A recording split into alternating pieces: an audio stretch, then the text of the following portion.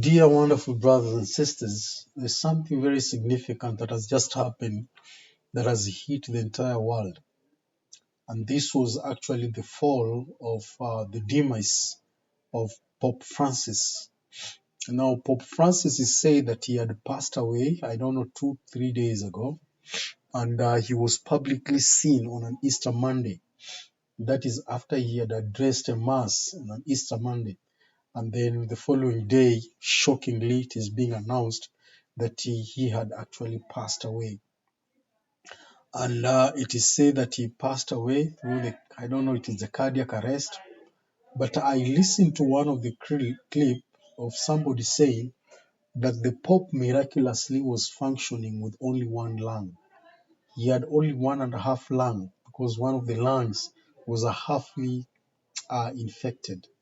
So that is how he was operating. And they say because of that, it was because of God's mercies to have actually allowed him to live all these years, because this is a person whose one of the lungs was fully affected, and he constantly continued to serve. Now, there are some of the things that this Pope actually did which were very, very significant. And sometimes when you go to, I took one of the resemblance or one of the examples that he laid when he was mediating the civil war between the president of South Sudan and his deputy, that is Salva Kiir and Riek Machar. And the Pope, what he did is that he pleaded with these two people to actually ensure there is peace in South Sudan. To ensure there is peace in South Sudan. Even there is one of the significant that even pictures were taken that the Pope even kissed their feet as a sign of humility and plea to them that they should ensure that South Sudan is peaceful. That is one of the greatest significance of a thing that you can ever have, can ever experience. This is somebody who was actually depicted as a very humble person. That is as a humble person, and he was actually always, uh, advocating for equality, and peace, and he wanted those who are needy in the society be ensure that they are actually helped. And there was a scenario that he taught, and he said that the church is like a hospital that is built in the field, a hospital that is built in the field, that you go to the needy ones, to people who are really seeking help, and those are the ones that actually will help them. So he says the church needs to go to the field and seek the needy and help those who are needy spiritually. And this is one of the greatest things. Like, for example, where I stay, when he visited Kenya, he visited one of the uh, one of the slums in Kenya. Those are shanty areas where people stay. He visited one of these slums called Kangemi.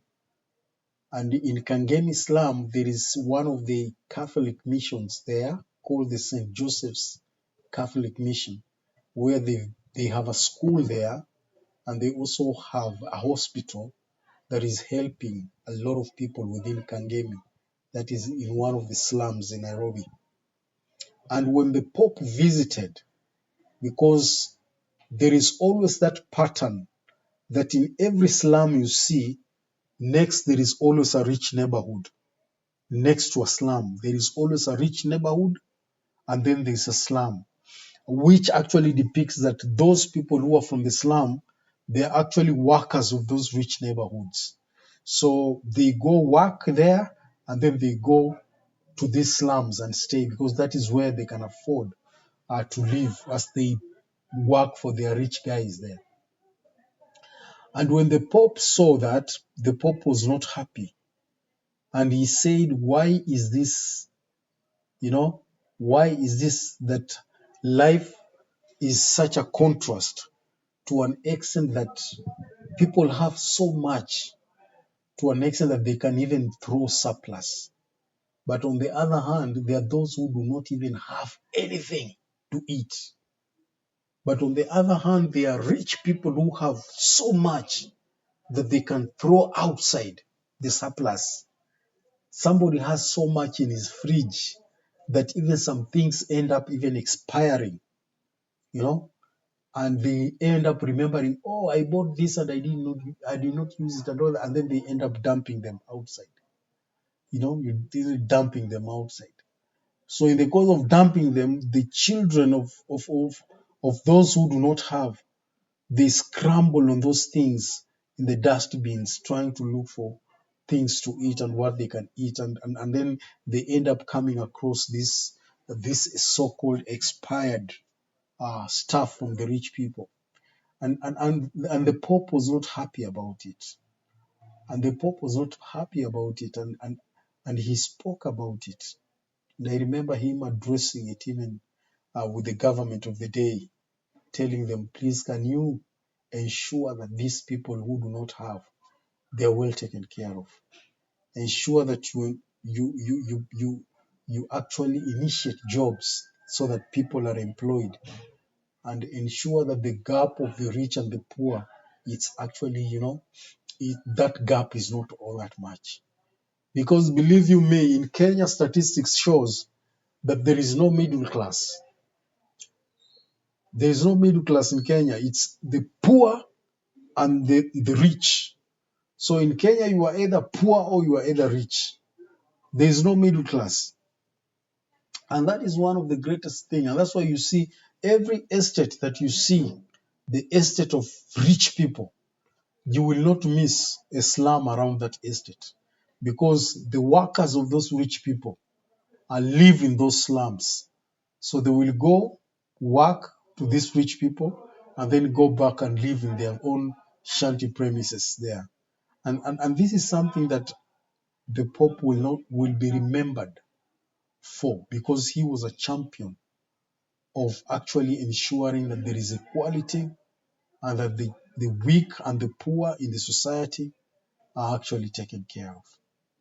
That was his champion. And without further ado, let me just show you a clip of how his funeral is and how a lot of dignitary members have attended his funeral. And even I'm told President Trump has actually attended his funeral, and some of the biggest world leaders who've actually gone there to attend for his funeral. And without further ado, let me just invite you so that we can watch this clip. Please welcome. This year's meditations to the need for just economy, for the need to bring global justice to every person, every human being in the world, as we are called to recognize the inherent dignity of all.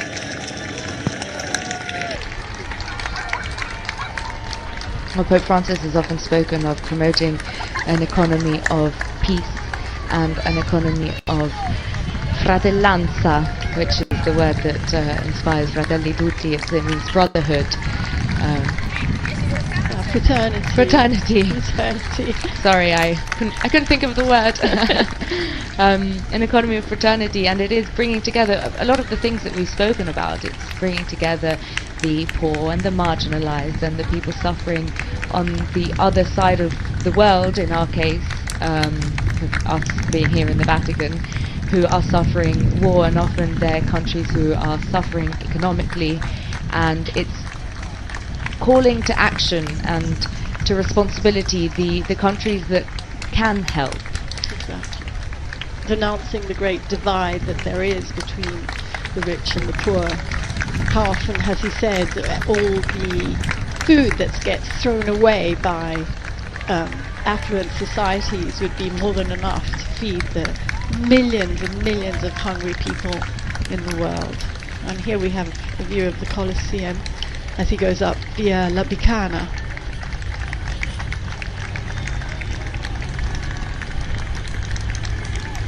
Now he proceeds on Via La Bicana here, and we're getting closer to St. Mary Major. There's the main road that goes between the Cathedral of Rome, St. John Lateran, and Santa Maria Maggiore, St. Mary Major. He'll be coming up on that Via Merulana there. And here, so we're probably about 2/3 of the way there, I would say. And again, Pope Francis wished to be buried at the Basilica of St. Mary Major, and he wished to be buried next to the Salus Populi Romani icon of Mary,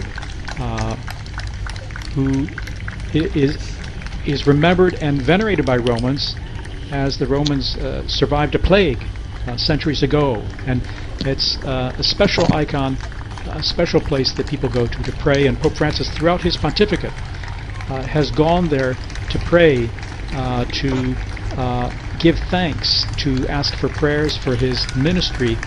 So he's been very dedicated to Our Lady, and in particular this icon there in the Basilica. And he will be buried next to that chapel where the icon is located. He wished to be buried next to it and not inside it, where there was a possibility, saying, no, I wish that people, when they go... So that is what you can see. The Pope is actually being taken to where I think he's supposed to be buried. But this is a funeral that is so huge. Everybody's following it online, and there's quite a number of dignitaries who've been actually invited there. We have President Trump, Macron, and other world leaders have also arrived there to be able to witness what exactly Pope Francis last send off.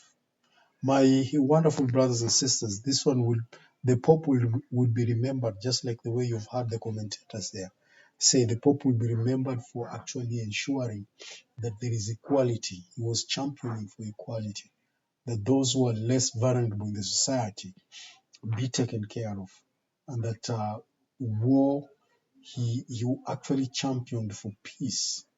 That because one thing he said, that when there is a war, the people who suffer the most are the children and women. So women and children are the ones who suffer the most. And he was championing for peace everywhere he will go. And that is something that is so key, because I remember what the prophet Russell M. Nelson championed, and he said that all Latter-day Saints are supposed to be actually advocates. They are supposed to be peacemakers. And that is what Christ would like us to do, that blessed are the peacemakers, for according to the book of Matthew chapter 5, in the Sermon on the Mountain. And this is something so key that everybody needs to actually ensure they uphold. The leaders of the world, the greatest thing they need to know is that the first responsibility they need to have is for them to ensure that they are peacemakers. They ensure they are peacemakers, and that is really key. Otherwise, wonderful brothers and sisters, thank you very much, and I'm looking forward to see you again in the next video. And have a great day.